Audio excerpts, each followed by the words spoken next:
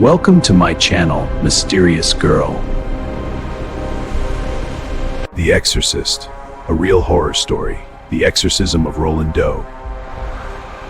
It was a cold winter night in 1949 when people in a quiet American town began whispering about something unnatural happening inside a small, ordinary house. No one knew that this case would later inspire the famous horror movie The Exorcist, and no one imagined that the victim would be a young boy known to the world only as Roland Doe. For privacy, his real name was hidden. Even today, many details remain secret. But what happened to him was real and terrifying. Roland was a normal boy.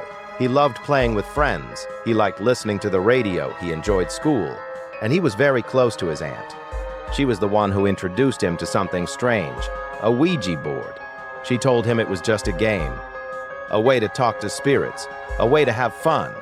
At first, Roland laughed. He didn't believe in ghosts, but one night, out of curiosity, he tried it. He placed his fingers on the board. He asked questions. Is anyone here? Can you hear me? The pointer slowly moved. Spellings appeared. Answers came. Roland felt a chill, but he kept playing. Days passed. His aunt suddenly died. Roland was heartbroken. He missed her deeply. Every night he sat alone in his room, trying to contact her spirit, begging her to talk to him again. That's when the strange things started. At first it was small, scratching sounds, tapping on walls, soft footsteps. His parents thought it was rats, or pipes, or imagination. But then his bed began to shake, not lightly, as if someone was grabbing it from underneath. Roland screamed. His parents rushed in. They saw the bed jumping, moving by itself. No wires, no tricks, no explanation. They were shocked. They called doctors, psychologists.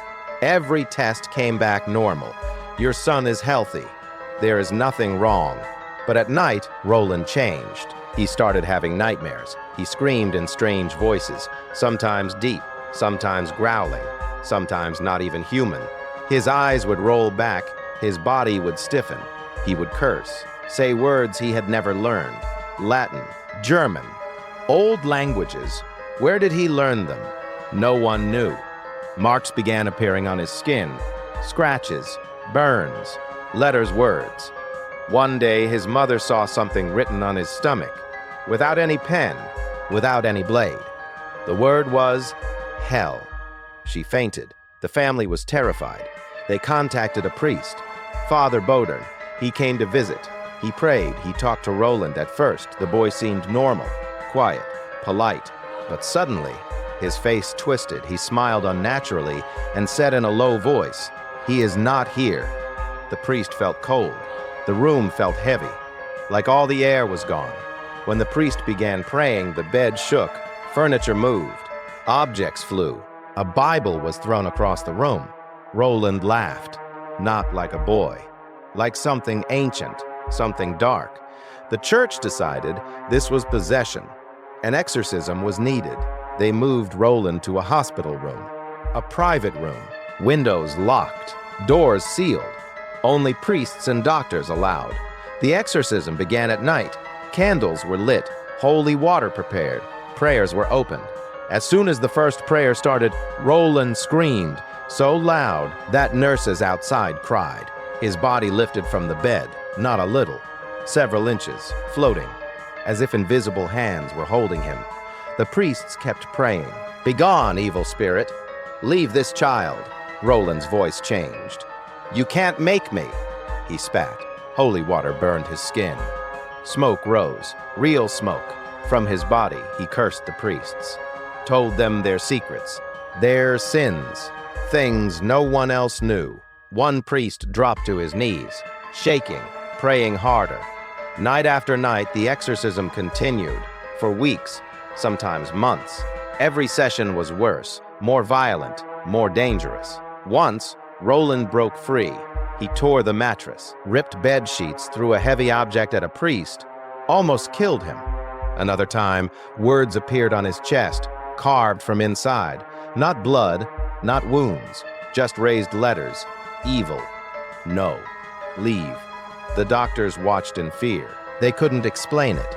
They couldn't treat it. Medicine didn't work. Therapy didn't work. Nothing worked.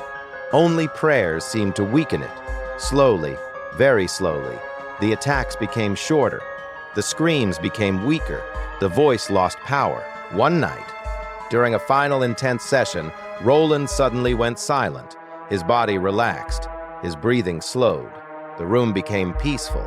For the first time in months, no shaking, no flying objects. The priest asked softly, "Who are you?" Roland opened his eyes. "Clear, normal," he whispered. "It's gone. I'm free." Everyone froze. They waited. Seconds, minutes. Nothing happened. No darkness, no voice, no movement, only silence and relief. The exorcism was over. Roland recovered. He returned to school. He lived a normal life. He never spoke about it again. He never gave interviews. He disappeared from the public eye. But those who witnessed it never forgot. Doctors, priests, nurses, they all said the same thing. This was not imagination. This was something else, something evil, something real. Years later, this case inspired books, movies, stories, but no film, no script, no special effects can truly show what that boy went through, because real horror is not on screens. It doesn't need music. It doesn't need editing. It happens in dark rooms, behind closed doors, to real people. And sometimes it leaves scars that never fade. So before you sleep tonight, before you turn off the lights, remember some doors, once opened, can never be closed. And some spirits are still waiting for someone to invite them in.